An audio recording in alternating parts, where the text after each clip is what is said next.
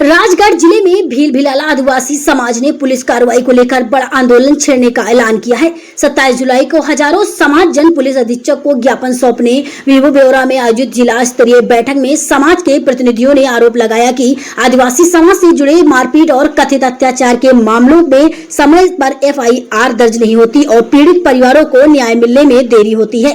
बैठक में पेरेनिया, कच्ची खेड़ी और आंख खेड़ी समेत कई मामलों का उल्लेख किया गया है। समाज ने निष्पक्ष जांच और दोषियों पर सख्त कार्रवाई की मांग करते हुए चेतावनी दी कि यदि न्याय नहीं मिला तो आंदोलन को और व्यापक किया जाएगा। बैठक में राजगढ़ के अलावा गुना, चचौड़ा और बीनागंज से भी बड़ी संख्या में समाज के लोग शामिल हुए। कर्मचारी, अधिकारी और समाज के युवा साथी, सरपंच, जनप्रतिनिधि पूरे राजगढ़ जिले, साथ में हमारे रावगढ़ चाचौड़ा से हम लोग आए।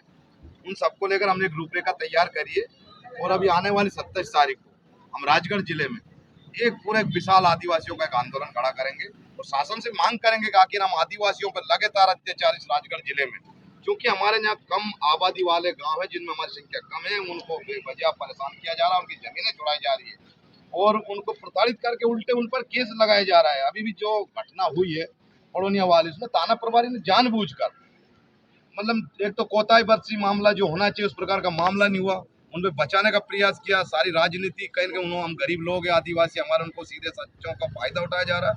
इसको लेकर आज हमने रूपरेखा तैयार करी। अभी हमारी ये सब आदिवासी लड़कों की टीम गांव-गांव घूमेगी, भ्रमण करेगी और एक बड़ा आंदोलन करेंगे और हम फिर उस आंदोलन के बाद भी हम चुप नहीं बैठ रहे हैं। जरूरत पड़ी तो हम और अन्य जिलों के आदिवासी मिलकर भोपाल लेवल करेंगे, लेकिन न्याय की लड़ाई में अब हम राजगढ़ जिला के लोगों के साथ है और बिल्कुल चुप नहीं बैठेंगे जब तक एक एक व्यक्ति को न्याय नहीं मिले। धन्यवाद। हमारे सभी सम्मानीय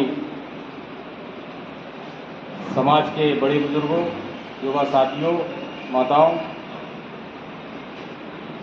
काफ़ी लंबे समय बाद ये बैठक हो रही है और मैं समझता हूँ 2-3 साल बाद से तो यहाँ कोई कार्यक्रम ही नहीं हो रहा है। हमने ऐसा कांड कर दिया, जमीन में जो किसी के पास थी, 1-2 बुजुर्ग के उनके पास थी, मैंने तुरंत ले ली थी, देर भी नहीं करी, तहसीलदार साहब से कह दी ये क्या हो समाज के लिए संघर्ष करते हैं, लेकिन कुछ कमियां समाज की भी रही है। आज जो लोग बैठे हैं यहाँ पे, मैं उनसे एक आग्रह करूंगा कि समाज के साथ जुड़ के चलें। अभी जैसे हमारे भाई साहब बैठे हैं, बहुत सारे लोग, उनके हम हमेशा समाज के लिए संघर्ष करते हैं। तो मैं आपसे एक बात पूछना